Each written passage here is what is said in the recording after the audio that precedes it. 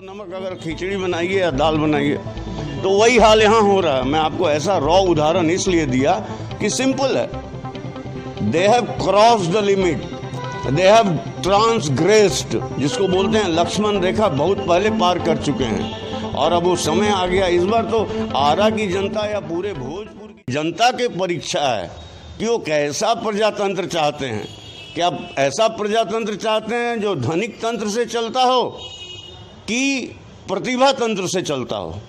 ये तो crystal clear हो जाएगा। क्या कि नमस्कार, आप देख रहे हैं शाहबाद का नंबर 1 डिजिटल चैनल हमारा बिहार न्यूज। खबर भी असर भी। चैनल को लाइक और सब्सक्राइब करना ना भूलें। आप देख रहे हैं हमारा बिहार न्यूज चैनल। मैं अमित गिरी। आपको बता दें कि बिहार विधानसभा चुनाव को लेकर सभी दल में अब सरगर्मियां तेज हो चुकी हैं।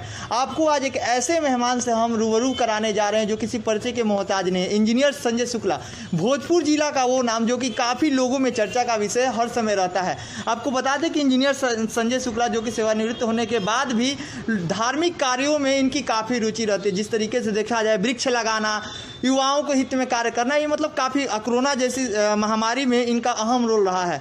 सर बहुत बहुत मतलब धन्यवाद, आज आपने हमको समय दिया हमारे चैनल के लिए। Thank you Amit, thank you very much. In fact हमारा है सौभाग्य है कि तुम्हारे साथ आज बैठ के बात कर रहे हैं। सर, जिस तरीके से देखा जाए कि अभी बिहार विधानसभा चुनाव शुरू हो गए हैं और सभी दल के नेता अपनी अपनी दावेदारी सुनिश्चित कर रहे हैं, आप अपने आप को अभी कहाँ देख रहे हैं? आप किस दल को मतलब ये चाह रहे हैं? इनफैक्ट दल आप पूछिएगा चाहने की बात, तो आज के डेट में मैं आपको फैक्ट बताऊं, जो तथ्य है, कोई भी दल ऐसा नहीं है जो दल आकर्षित करता हो मेरे जैसे व्यक्तित्व को। ये मेरा स्वाभिमान नहीं बोल रहा है, ये मेरा आत्मविश्वास बोल रहा है। लेकिन पिछले 1.5 साल से मैं भारतीय जनता पार्टी का सक्रिय सदस्य हूँ और जिस दिन मैं ज्वाइन किया था, जिस दिन मैं भोजपुर भाजपा को ज्वाइन किया था, उस दिन 300 से ज़्यादा युवा सक्रिय सदस्य हुए थे। और ये भोजपुर भाजपा ना जाने किन कारणों से इतनी बड़ी जो अद्वितीय दिन था, जो हमें नहीं लगता है कि कभी पिछले भूतकाल में कोई व्यक्ति या शख्सियत मेंबर बना हो और उसके साथ 300 लोग ज्वाइन किए हों, उसको ये लोग नज़रअंदाज किए। तो मुझे तो कभी कभी लगता है कि भोजपुर भाजपा मेरे शख्सियत से घबरा गई है।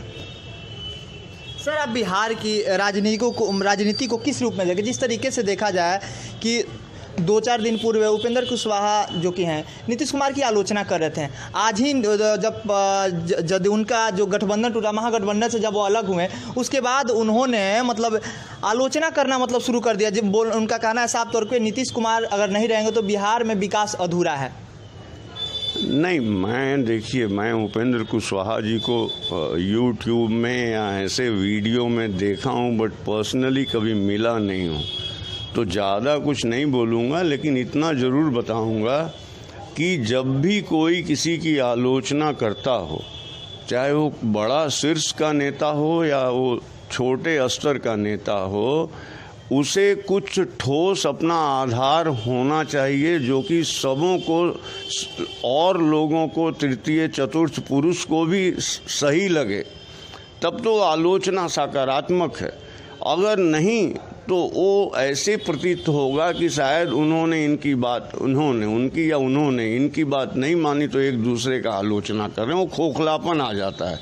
तो मैं सिंपल बात जानता हूँ, अगर मैं आपकी आलोचना करूँगा तो मेरे पास ठोस आधार होना चाहिए और वो सकारात्मक रूप में होना चाहिए।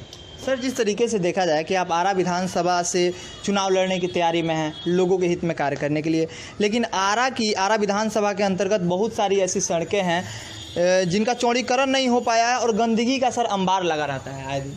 ये तो पहले 15 साल से जो लोग नेतृत्व यहाँ किए हैं उनको एकदम से जवाब देना चाहिए कि ऐसा क्यों है, और इन लोगों से पूछने वाला कोई आज तक रहा ही नहीं। क्या कि जहाँ पेड़ नहीं है वहाँ रेण पेड़ होता है, कहावत है भोजपुरी में। भाई, ऐसा क्या नेतृत्व आपने किया कि ऐसे ऐतिहासिक, जो ये शाहबाद का डिस्ट्रिक्ट हेडक्वार्टर हुआ करता था, हमें नहीं लगता है कि पटना से कम ऐतिहासिक शहर है आरा। तो इसका इतना बदतर स्थिति क्यों है? ये नेतृत्व जिम्मेवार है। आखिर इसके लिए जिम्मेवार कौन है, आम जन या इसका मतलब जो यहाँ के जनप्रतिनिधि? यहाँ के जनप्रतिनिधि सीधे तौर पे मैथमेटिकली ये आंसर मैं दे रहा हूँ।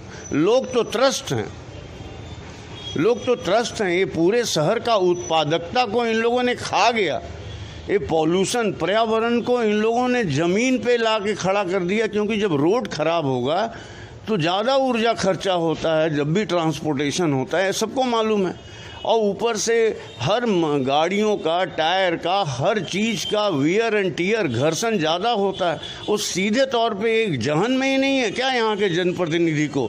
और फिर समय ज़्यादा लगता है, बॉडी का थकान होता है, तो राष्ट्रीय क्षति है। ये इन लोगों को आज तक पता नहीं चला। अगर नहीं पता चला तो नेतृत्व करना छोड़ दें और किसी अन्य को एक बार मौका दें, और फिर वो देखें 5 साल बाद कि क्या किया इसने, और तब उसका आलोचना करें। ये सब दिखावापन है, ये सब आँख में धूल झोंकना है इन लोगों का। मुझे बहुत ख़राब लगते हैं, बहुत छोटा नज़र आते हैं ये लोग। सर, आए दिन जिस तरीके से देखा जाए लावारिस जानवरों के कारण सड़क पर दुर्घटनाएं होती हैं, और आरा में एक बहुत बड़ी समस्या है कि जैसे बड़े बड़े शहरों में ट्रैफिक नियम होता है, कंट्रोल क्या है, ट्रैफिक सिस्टम होता है, लेकिन आरा में ट्रैफिक का कोई नियम नहीं होता है, जिसके कारण आरा में आए दिन महाजाम लगा रहता है। सर देखिए, मैं आपको एक चीज़ बता दूं अमित जी, एक बोला जाता है इंग्लिश में वर्ड है माइंड सेट। दिमाग की जो फ्रेम ऑफ माइंड है, वो जो फोटो फ्रेम होता है, वैसे ही दिमाग का भी फ्रेम होता है, वो घड़ी घड़ी बदलता है इंसान का। तो यहाँ के लोगों का माइंड सेट ये नेतृत्व इस तरह से पंगु कर दिया है कि लोग सोचते हैं अच्छा हो जाए नू, अब क्या करब, कहाँ करब। एंड वो लोग भी गारंटेड लिए हुए हैं कि भाई उसमें कुछ नहीं है, जब इलेक्शन आएगा उस समय परियोजनाओं का उद्घाटन वगैरह कर दिया जाएगा, उसके बाद आलू प्याज की तरह वोटर को वोट खरीद लिया जाएगा, फिर ख़त्म हुआ है। अब दिल्ली पटना इधर उधर रहेंगे, अपने तो कोई दिक्कत है नहीं।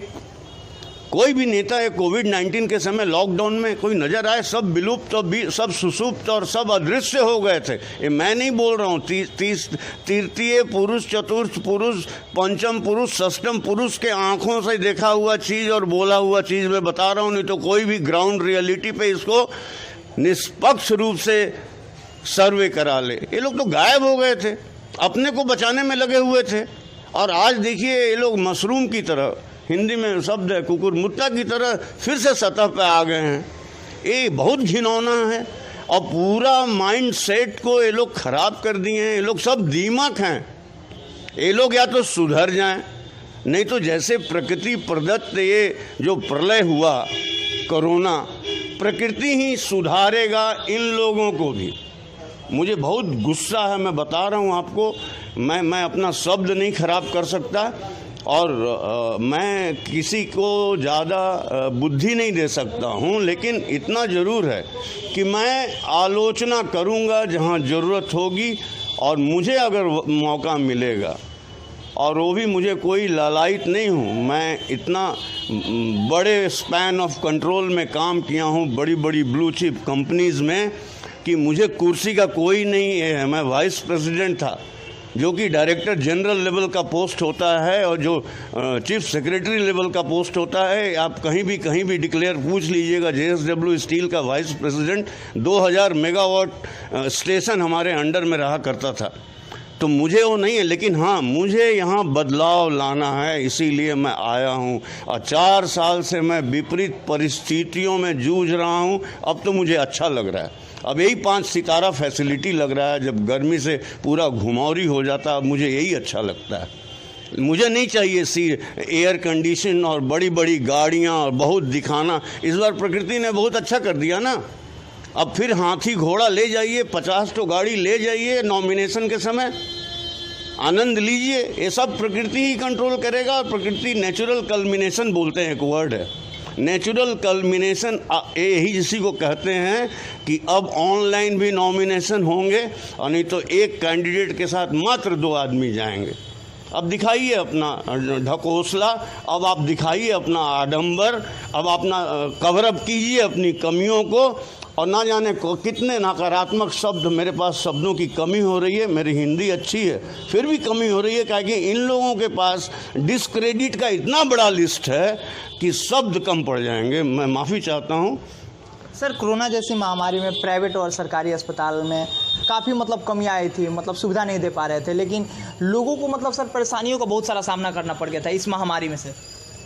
सर मैं आपको बताऊं, गवर्नेंस, शासन जिसको बोलते हैं, और अभी सुशासन वाला तंत्र अभी पावर में है। अभी आप कल्पना कीजिए, जब कोविड-19 आया, उसका प्रकोप बढ़ा, ठीक है नया था, लोगों को ज्ञान नहीं थी, 1 महीने बाद भी नहीं थी, 2 महीने बाद भी नहीं थी, और आप उसी बीच में आप अभी देखिए, आप देखे होंगे बिहार के स्वास्थ्य विभाग के प्रधान सचिव, उनको बीच में उनका स्थानांतरण हुआ है। अरे भाई, अगर उनसे कोई ऐसा बोलते हैं ना कि कहीं एरर हुआ हो या कोई ऐसा मिस हुआ हो, तो आप बाद में अब उसको करते, तो ऐसी कौन सी बड़ी चीज़ थी कि आप वहाँ उसको डाइजेस्ट नहीं कर पाए। तो समस्या है व्यक्तिगत और कुछ लोगों के अपने सेल्फ इंटरेस्ट के लिए जनमानस का कल्याण को नज़रअंदाज करना। व्यवस्था के ऊपर घुड़सवारी कर रहे हैं लोग। यहाँ के जो हमने जो पाया है 4 साल से कि भाई अगर तिथि, जन्म तिथि, डे, जितने डे होते हैं ना आजकल, 365 दिन में 300 डे होते हैं, तो कभी किसी का जन्मदिन, कभी ये लोग कभी नहीं भूलेंगे। उस समय उसको प्रोमो लगा के पूरा सोशल मीडिया में डालेंगे। तो इनका तो मेन काम वही है। ये जनमानस के हित के बारे में क्या जानेंगे? इनको तो आधा तो समय बीत जाता है कि कल किसका जन्मदिन है, मेरा बना कि नहीं बना, हमारा सर्कुलेट हुआ कि नहीं हुआ। अपने को ही बनाने में लगे हैं। अपने को कौन बनाता है? जो खोखला होता है। अरे भाई, थोड़ा मोड़ा ठीक है, हर चीज़ लिमिट तक ठीक है। आप नमक खाइए, पूरा डाल दीजिए 1 किलो नमक, अगर खिचड़ी बनाइए या दाल बनाइए, तो वही हाल यहाँ हो रहा है। मैं आपको ऐसा रॉ उदाहरण इसलिए दिया कि सिंपल है। They have crossed the limit, they have transgressed, जिसको बोलते हैं लक्ष्मण रेखा, बहुत पहले पार कर चुके हैं। और अब वो समय आ गया। इस बार तो आरा की जनता या पूरे भोजपुर की जनता के परीक्षा है कि वो कैसा प्रजातंत्र चाहते हैं। क्या ऐसा प्रजातंत्र चाहते हैं जो धनिक तंत्र से चलता हो कि प्रतिभा तंत्र से चलता हो? ये तो क्रिस्टल क्लियर हो जाएगा क्या कि प्रतिभा तंत्र से चलता हो। ये तो क्रिस्टल क्लियर हो जाएगा क्या कि एक पादान है। इलेक्शन कोई अंतिम चीज़ नहीं होता है। अभी आज के हेडलाइन में आया हुआ था कि डेमोक्रेसी का त्यौहार आ गया, कल बिगुल बज गया। अगर आप डेमोक्रेसी प्रजातंत्र का त्यौहार मानते हैं तो त्यौहार में गंदी चीज़ें नहीं होती हैं, पूजा पाठ में गंदी चीज़ें नहीं होती हैं। तो हर लीडर कसम खाए कि कभी कोई गंदी चीज़ें ना हो। अभी कल ही देखिए पटना में एक किसान जो बिल पास होने के खिलाफ जो आंदोलन था, तो ये भाजपा और जाप में लाठी चला है। महाराज, ये बिहार का शान है क्या? ये हैं? चुल्लू भर पानी में डूब के मर जाना चाहिए। भाई, आपको अगर मतभेद है, आप पुलिस को बुलाइए, प्रशासन है, फ़ोन कीजिए कि साहब यहाँ भीड़ हो रही है, वो करें, ये करें, कोई करें, चाहे आपस के सीनियर आदमी मिल के बात करें, ख़त्म करें। आप व्यवस्था को लेके आप ओवरराइड नहीं कर सकते हैं, कोई भी हो, वो प्रधानमंत्री क्यों ना हो। You cannot right the system and nobody has given you authority. कोई किसी को ऐसा हक दिया ही नहीं है। अपने सीमा में रहिए, काम कीजिए हर नागरिक को। अब पहले कीजिए तब क्लेम कीजिए, पहले लोगों का अनुसरण कीजिए तब अनुसरण करवाइए। खाली अनुसरण करवाइएगा, वो नहीं होने वाला है। सर, बिहार में लूट, अपराध, बलात्कार जैसी घटनाएं जो कि चरम सीमा को पार कर रही हैं, इस पे क्या कहिएगा सर? देखिए, लॉ एंड ऑर्डर ना, देखिए मैं इंजीनियर हूँ। लॉ एंड ऑर्डर ऐसा चीज़ है कि इसमें कभी आपको 100% सक्सेस नहीं होता है। लेकिन हाँ, इधर जब से मेरा जो अवलोकन है कि ये जो लॉकडाउन के समय और उससे उत्पन्न जो विकराल आर्थिक स्थिति हुई है, ये भी एक बहुत बड़ा कारण है जो अनलॉफुल माने होता ना क्रिमिनल एक्टिविटी को बढ़ाने में, लूट घसोट ये सब चीज़ें। तो इसमें थोड़ा पुलिस एडमिनिस्ट्रेशन और जो नेतृत्व है जैसे chief minister, deputy chief minister, इन लोगों का सबसे बड़ा रोल होना चाहिए व्यवस्था को कंट्रोल करने में। इसमें और किसी का कोई रोल नहीं है। अभी पुलिस डिपार्टमेंट, अगर पुलिस डिपार्टमेंट इनएफिशिएंट है तो क्यों है? कौन इसका जिम्मेवार है? भाई उसमें अगर कोई एक सिपाही बहुत लूज है, उसका अपॉइंटमेंट कैसे हुआ? अगर हुआ तो उसको ट्रेनिंग देके उसको फिट कीजिए। किसी को ध्यान ही नहीं है साहब। 6 घंटा जाम पड़ा रहता है। आज अच्छा खुल गई लूँ जाम, अरे 6 घंटा भुला गई ले। अरे 6 घंटा में कितना नुकसान हो गई, कितना उत्पादकता खत्म हो गई। कोनो मतलबे नहीं के क्वालिटी से, कोनो मतलबे नहीं के समय टाइम मैनेजमेंट से, कोनो मतलबे नहीं के तरक्की से। प्रगतिशील लोग के प्रगतिशील महाराज अमित जी रुआ बताई तो कौन ऐसा अलायंस बा जो प्रगतिशील बा हैं? और खास करके रूलिंग डिस्पेंसेशन, ये तो प्रगति का उल्टा क्या होता है? तरक्की एंड बोलते हैं उसको ना रिग्रेस, प्रोग्रेस की जगह रिग्रेस होता है। इनफैक्ट ये लोग रिग्रेस कर रहे हैं। तो देखा जाए, हम इसलिए बोल रहे हैं कि शायद ये बात जाए लोगों को तो लगे, इसमें कोई भी सुने इसको बुरा नहीं लगना है। क्या कि हम एक पढ़े लिखे नागरिक हैं और यहीं के रहने वाले हैं, खांटी भोजपुरिया हैं। ये मत अब केहू ना कह सके कि बहरी के हवे, फलाना हवे, ढेकाना हवे। 4 साल से इजा पसीना बहौले बनी, ऐसा काम के लिए बनी जो आज तक नहीं खे भैली भोजपुर में। वो ताकत हमरा के देता ऐसे बोले खाती। हमरा केकरो से बैर नहीं खे और केकरो से दोस्ती नहीं खे, हमरा ओकरे से दोस्ती बा। सवाल है कि एक डीजीपी को कहाँ तक सही है कि चुनाव लड़ने के लिए अपने पद से इस्तीफा दे देना? देखिए, आप एक क्रिटिकल सवाल पूछे हैं, बिकॉज अभी वो चुनाव लड़ रहे हैं कि नहीं लड़ रहे हैं ये लेकिन पूरा लोगों में चर्चा का विषय बना हुआ है सर। अब देखिए, मैं बताऊं, डीजीपी श्री गुप्तेश्वर पांडे साहब मुझे भली भांति जानते हैं और मैं भी एक कार्यक्रम था यहाँ एचडी जैन कॉलेज में, नशा मुक्त बिहार, अपराध मुक्त बिहार, दिन भर का कार्यशाला था। मैं वहाँ था उनके साथ दिन भर। तो थोड़ा पांडे साहब हैं बिहार के, इसी क्षेत्र के, शाहाबाद के, बक्सर के, हाँ। तो उनमें भी अभी भी हमारे तरह वो भी जवान हैं, तो हो सकता है वो लड़ें। तो मैं अभी नहीं बोल सकता हूँ, थोड़ा और 2-4 दिन के बाद इस पे आप हमसे बात कीजिएगा तो बड़ा क्रिस्टल क्लियर हम आपको जवाब देंगे। सर आप अगर मान लीजिए आरा विधानसभा से चुनाव लड़ने जा रहे हैं, अगर जनता ने आपको यहाँ से सरताज पहना जाए तो आप युवाओं के हित में क्या कार्य कीजिएगा? बस पहली तो चीज़ ये है, मैं आपको बता दूँ, कोई भी समाज का जो नर्वस सिस्टम होता है वो युवा होता है और वहाँ का शैक्षणिक व्यवस्था। तो पहले तो यहाँ का जितना एजुकेशनल सिस्टम है, भाई नया मेडिकल कॉलेज आएगा, नया इंजीनियरिंग कॉलेज, उसमें मैं ज़्यादा बिलीव नहीं करता हूँ। आपका जो है साहब वो तो उसका तो बुरा हाल है। और आप नया जो है ना, मतलब एक होता है ना, एक नई दुल्हन है उसके पास 5 तो, मैं ऐसा बोल रहा हूँ क्योंकि सर हमारा टाउन स्कूल का भी हालत दयनीय हो चुका है। जिला मतलब बहुत पुराना स्कूल है, उसका भी स्थिति एकदम जर्जर हो चुका है, लेकिन किसी का ध्यान वहाँ तक नहीं पहुँच पाता है। इसके लिए आखिर जिम्मेवार कौन है, सरकार, यहाँ के लोग या जनप्रतिनिधि? जनप्रतिनिधि।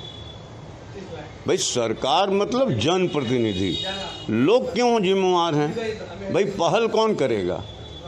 भाई गार्जियन बाद में आता है जिम्मेवार। अगर एक लड़का स्कूल में पढ़ता है, अगर टीचर सही है तब गार्जियन का दोष देखा जाता है। तो पहले अपने को हम ठीक करेंगे, यानी कि शैक्षणिक संस्थान, उससे जुड़े हर स्टेक होल्डर, हर लोग को मैं इस तरह से लूँगा, ड्राइव करूँगा, वो करने पे ही पता चलेगा। मतलब जो अभी चल रहा है उसका एफिशिएंसी या उसका इफेक्टिवनेस, असरदारिता मैं चरम सीमा पे ले जाऊँगा। उसके बाद नई परियोजनाओं को लाऊँगा। लेकिन पहला काम है कि जो बेसिक है, किसी भी चीज़ का बेसिक ठीक होना चाहिए। आप नंबर, क्वांटिटी बहुत है, क्वालिटी कुछ नहीं है। तो मैं क्वालिटी में बिलीव करता हूँ, क्वांटिटी में नहीं बिलीव करता हूँ। तो यहाँ है क्वांटिटी, ये उद्घाटन हो जाई, वो हो जाई, वो हो जाई, तो गिनावे खातिर कि वो फलाना मंत्री रहन तो मेडिकल कॉलेज भई रहे, फलाना रहन तो ये भई रहे, तो फलाना रहन तो पावर प्लांट लागा रहे। अरे पावर प्लांट लागी तो वो कैसन चलता, वो ज़्यादा बोझ हो गई बा कि वो फायदेमंद चलता, वो में सब ठेकेदारी होता कि लोकल आदमी के भी नौकरी मिलता।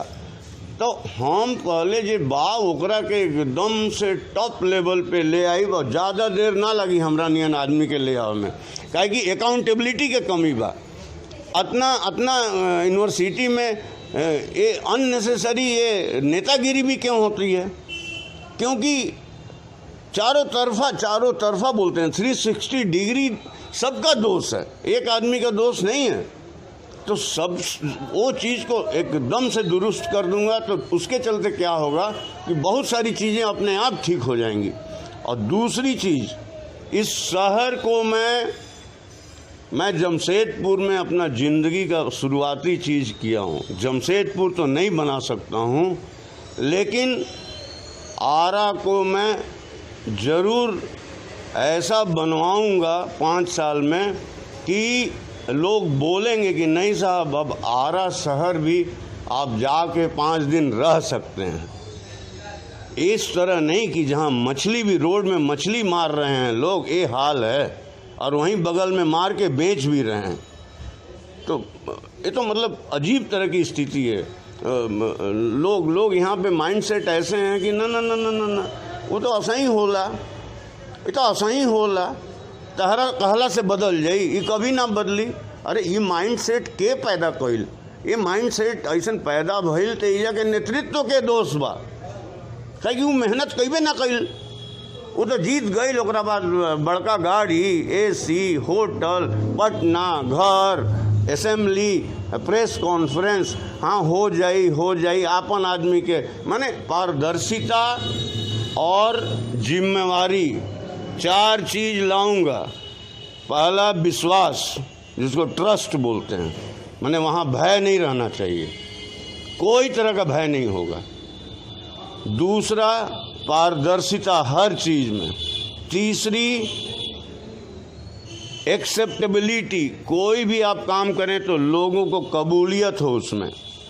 और अंतिम है कि आपका ट्रांसपेरेंसी, मतलब पारदर्शिता, विश्वास, जवाबदेही, अकाउंटेबिलिटी। ठीक है, ये 4 चीज़ किसी भी व्यवस्था में अगर सही होती है, वो व्यवस्था कभी नहीं चरमरा सकती है, जितना बड़ा आंधी तूफान है। आज कोविड-19 हवा बन गया, क्योंकि ये चारों चीज़ कहीं किसी व्यवस्था में नहीं है। अगर ये चारों चीज़, टाटा को कुछ हुआ क्या? अभी टाटा स्टील जमशेदपुर में हर साल की तरह 245 करोड़ रुपया बोनस दिया अपने एम्प्लॉय को, हर साल से थोड़ा कम दिया है। मैं इसलिए बोल रहा हूँ कि सबसे पुरानी कंपनी इंडिया की, और आज भी ओल्ड और गोल्ड है, मैं वहाँ काम करता था, और उसने दिखा दिया कि इतने बड़े तूफान में भी मैं अपने आदमियों का ध्यान रखता हूँ, क्योंकि ये चारों चीज़ें वहाँ हैं। TA, trust, accountability, transparency and acceptability, यही टाटा है, मैंने हमारे हिसाब से। और ये मैं हर जगह लाना चाहूँगा। लोग बोले ये टाटा से आइल बड़े, ये सब टाटा बनेंगे। अरे बना ले तो हो गई, कमोए हो गई लूँ, सब लोग खुश हो जाई लूँ। टाटा कोनो विदेश से, मतलब एजे के नू है। धन्यवाद सर। जैसा कि आप लोगों ने देखा कि अभी हमारे साथ भोजपुर जिला के एक अच्छे समाजसेवियों से माने जाते हैं इंजीनियर संजय शुक्ला। इन्होंने अपना विवाक होकर राय दिया है। इनका साफ तौर पे मानना है कि हम पूरे आरा जिला को